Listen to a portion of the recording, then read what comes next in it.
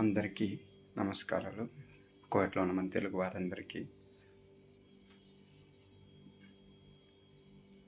వరలక్ష్మి వ్రత శుభాకాంక్షలు.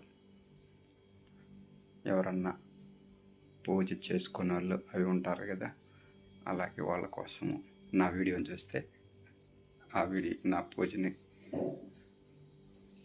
ఇక్కడ చేసిన పూజని దండం పెట్టుకుంటారని కోరుకుంటాను.